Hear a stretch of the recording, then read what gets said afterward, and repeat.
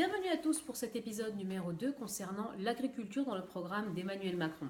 Nous allons aujourd'hui démarrer cette présentation par le point de départ réel de ce programme qui est bien entendu le prix de vente des produits de nos agriculteurs qui a permis un point de départ pour bâtir ce projet ambitieux. Alors bien entendu, une renégociation avec toute l'industrie de l'agroalimentaire va être envisagée. De véritables organismes de négociation stratégiques musclés et un peu plus intuitifs avec les centrales d'achat de la grande distribution seront là aussi développés et organisés. Nous aurons également là une nouvelle thématique qui sera le Grenelle de l'alimentation, qui va réunir les agriculteurs, les industries de transformation, les distributeurs et les consommateurs.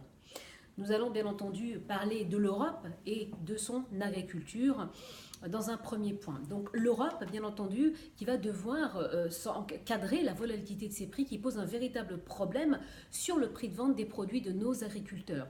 Donc un outil de régulateur et de stabilisateur qui va permettre à nos agriculteurs de se projeter avec précision sur les investissements qui doivent être mis en place et qui vont permettre à nos agriculteurs de vivre de leur travail. Un outil également de gestion du risque qui va inclure une analyse des risques et bien entendu des actions de correction pour éviter les mauvais investissements. Bien entendu, la compétitivité reste un problème majeur en Europe, donc une convergence vers le social et le fiscal est plus que nécessaire pour rééquilibrer le niveau de compétitivité de nos agriculteurs. Nous allons également parler des situations d'urgence que vivent nos agriculteurs ou de la baisse d'activité qui doit aujourd'hui faire l'objet d'une rémunération, d'une indemnisation à travers les aides de chômage.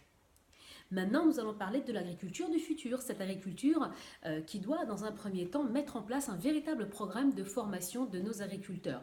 L'agriculture ne pourra plus se transmettre uniquement de génération en génération, mais également à travers des formations un peu plus techniques, stratégiques et ciblées qui vont faire de nos agriculteurs de véritables analystes de l'agriculture de demain. Nous allons également promouvoir la méthanisation, qui est le traitement de la terre par la terre en excluant les pesticides. Et bien, ces méthodes-là seront encouragées à travers des aides, bien entendu, et à travers une simplification administrative.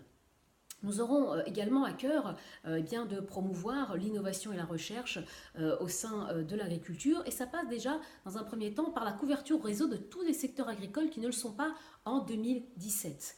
Nous allons également promouvoir toute l'agriculture à travers des innovations telles que des portails de données agricoles qui vont permettre aux agriculteurs d'avoir une espèce de décentralisation de leur travail. Nous allons aller vers l'agriculture de précision et vers la numérisation des données, bien entendu, de nos agriculteurs.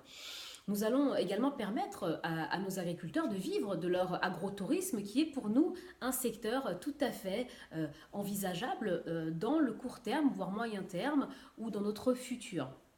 Nous allons également permettre à nos agriculteurs d'être rémunérés pour leurs actions environnementales, pâturage, paysage, à hauteur de 200 millions d'euros dans le cadre de la PAC. Nous allons également parler dans cette thématique de l'accès au foncier de nos agriculteurs. Donc une véritable problématique, il est très difficile pour les agriculteurs d'avoir accès à l'achat. Donc nous allons apporter une grande transparence dans les transactions agricoles, soumettant toutes les sociétés agricoles à un contrôle des SAFER.